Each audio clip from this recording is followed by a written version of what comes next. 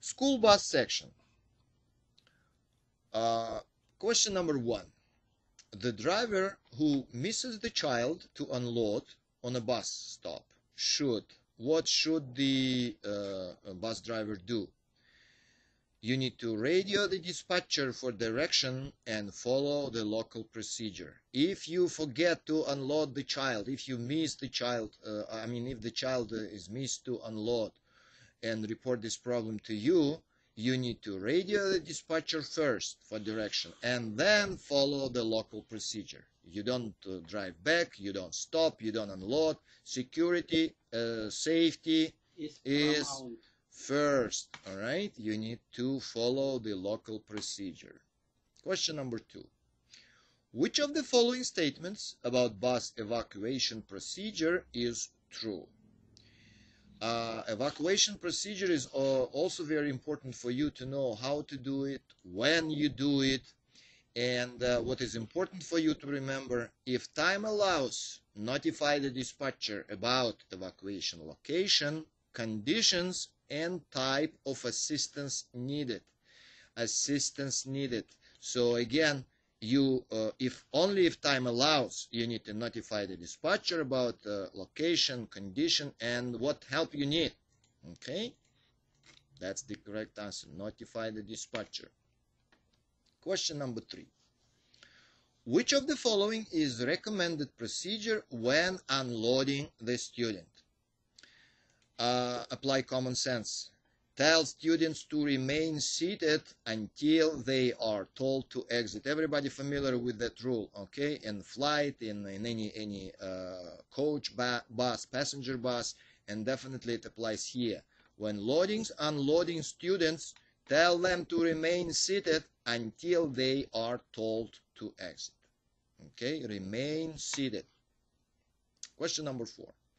Most dangerous time during the school bus ride is when loading and unloading. This is statistically most dangerous time. Most of the students get injured or killed during exactly loading and unloading procedure.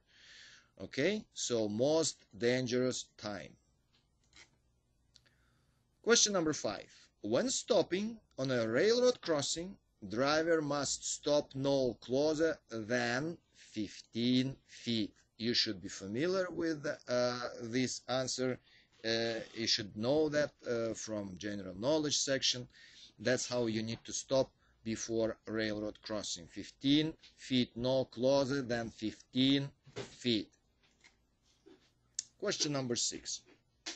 If students must cross the street when they get off the bus, which statement is true? If they must cross the street, if your students must cross the street. So what is the procedure, in other words? The question is, what is the procedure? Crossing students should make eye contact with the bus driver and wait for the driver's signal, for you to signal them that it is safe to proceed. Okay, again, the keyword might help you: safe to proceed. Okay, you should instruct them to make eye contact with you, with bus driver. Eye contact, and wait when it is safe to proceed. Okay, question number 7. You should adjust all the outside, left and right side flat mirrors to see 200 feet behind the bus. You guys should be aware that there are 3 types of outside mirrors. They definitely should be properly adjusted. They should be not damaged. And there are 3 types of them: flat mirrors, convex mirrors, crossover mirrors. So all the time pay attention what mirrors you are asked. Flat mirrors you should be able to see 200 feet behind the bus in them, in flat mirrors. Okay, flat mirrors, 200 feet. Question number 8. If the gate comes down as you start to cross the railroad crossing, what should you do? Safety is primary concern. You start crossing, gate comes down. What should you do? Drive through the gate. Break it if you need. drive through the gate, but well, never risk to stall on the tracks. Okay, if it starts down and you already starts moving, well, drive through the gate. Question number 9. During loading and unloading, students, you should check your mirrors continuously, all the time. Okay, that's again obvious question, obvious answer. Question number 10. Which of the following you should do when driving the school bus in high wind? Keep a strong grip on the steering wheel and try to anticipate gust. Again, it's common sense. In high wind, you should do what? Keep a strong grip on the steering wheel. Prevent to lose control of your vehicle. Question number 11.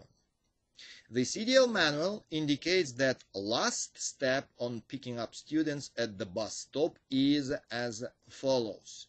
You should know that in the textbook there are sequence of the steps you need to follow, you need to do. And sometimes you ask it, what is the first step, what is the next step, what is the last step? Okay? And if even you don't know the whole sequence, but at least try to figure out last step when picking up student at the bus stop. What is the last step? Make final check. Make final check to confirm all traffic stops before opening the bus door and signaling students to approach. That's what you need to do. Okay? You before opening the door and signal them that it's safe to load, to embark, you need to make a final check to confirm all traffic stops. Okay? Question number 12. Which of the following statements about special danger of loading and unloading students is true? You see how many questions ask you about the loading unloading procedure, because it is the most dangerous situation during the process of students transportation. So what is true about loading and unloading procedure? Students should be told to leave any dropped objects and move to the point of safety out of danger and get the driver attention to retrieve the object. In other words, if somebody drops something, don't let them to pick it up. Students should be told to leave any dropped objects, move to the point of safety, out of danger, and only then get the driver attention to retrieve the object. That's the, ideal procedure you need to follow. Okay? Move to the point of safety first. Question number 13. After deciding the type of evacuation that is necessary, the next step you must take is, you see, next step you must take. Definitely next step is securing the bus. You need to secure the bus first, and then you might notify the dispatcher, you might do, anything else, but first you need to secure the bus. First step would be deciding what type of evacuation you need, and next step, secure the bus. Question number 14. What is the safest way to stop unruly behavior on the bus? Sometimes you might, get that situation when students might be unruly.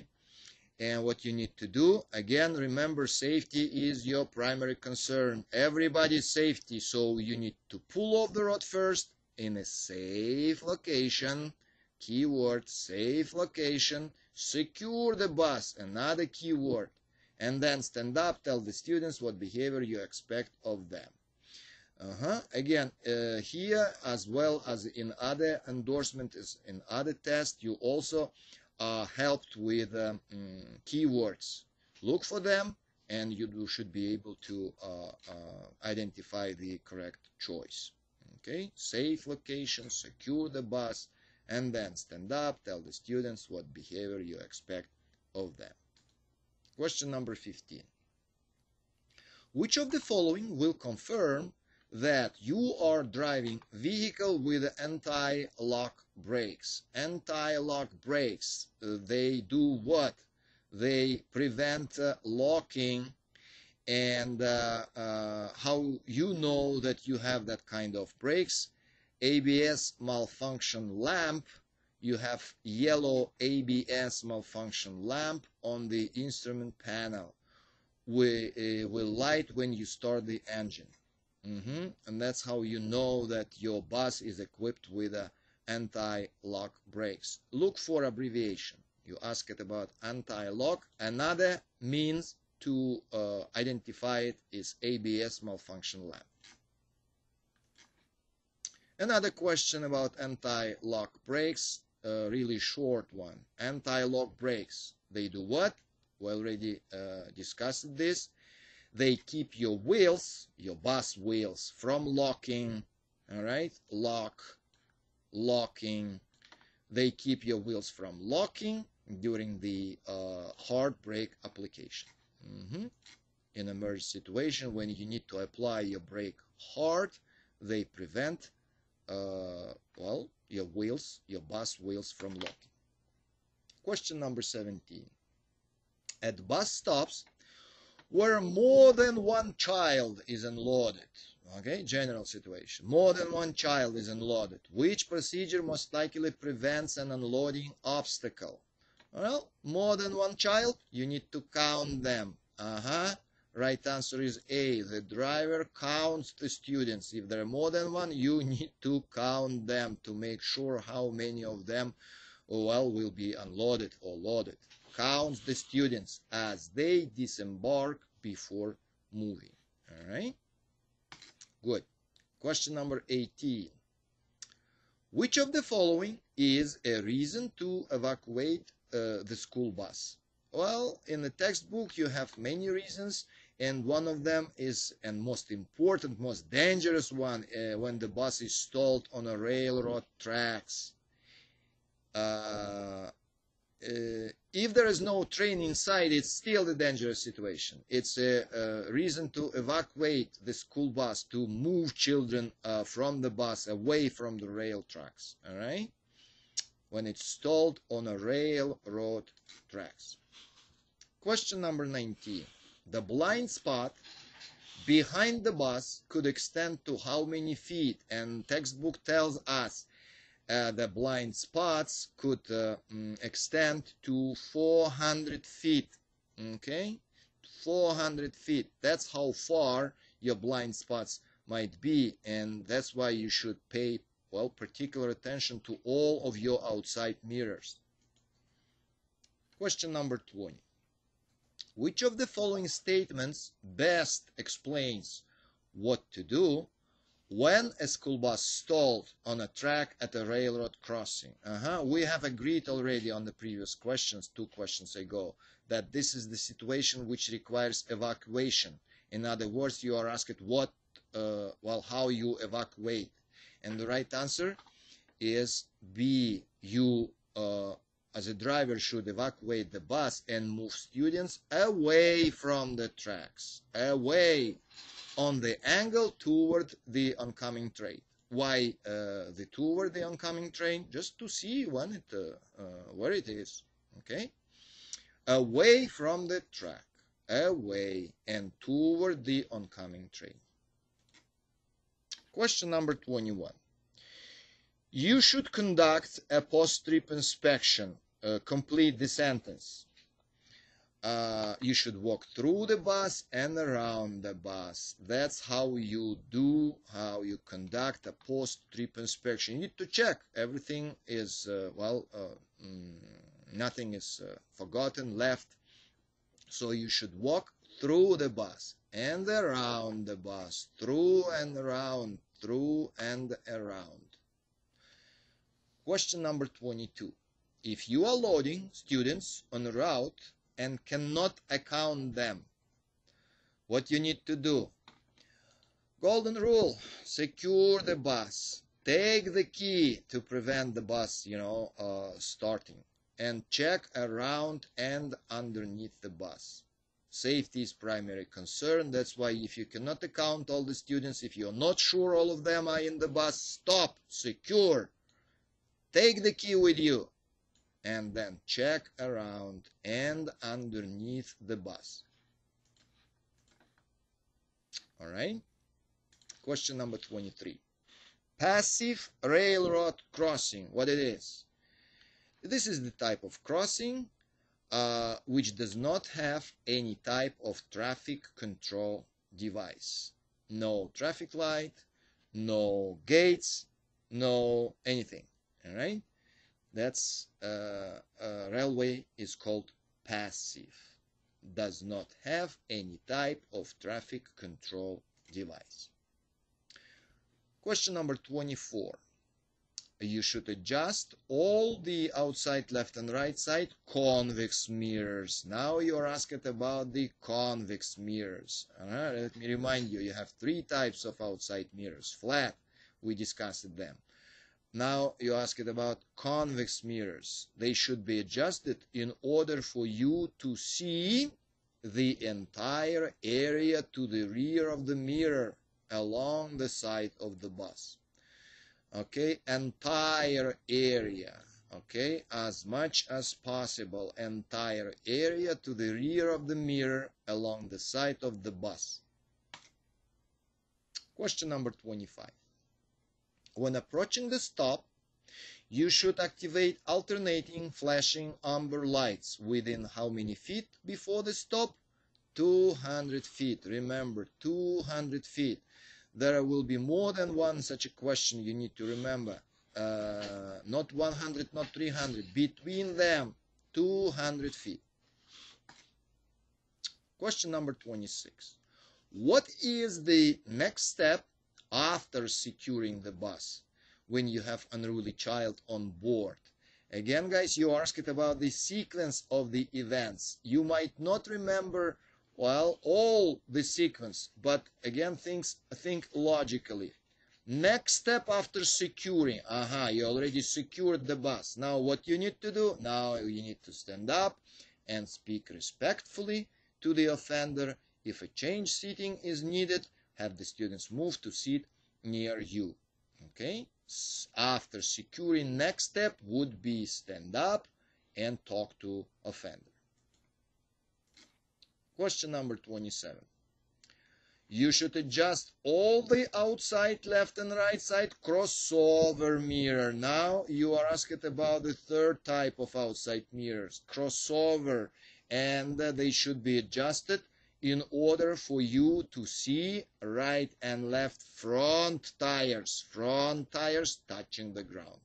That's what crossover mirrors are. They allow you to see what's going on while in front of your bus, at the front bumper area, front tires touching the ground, front tires. That's what crossover mirrors are for. Question number 28. Overhead inside mirror is used to, that's easy, to see all of the students. That's what inside mirror is for, to observe them, to monitor them, to see all of the students inside of your bus. Question number 29.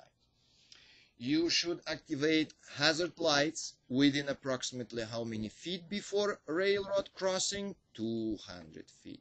200 feet, that's when you need to activate your hazard lights. Question number 30. School bus is one of the safest means of transportation. What two key factors contribute to this impressive safety record? And those are vehicles and drivers. Vehicles and drivers are two key factors contributing to impressive safety record. Right? Safe vehicles and safe drivers. Vehicles and drivers. Police, road condition, anything else have nothing to do with the safety record. Vehicles and drivers. All right? Good.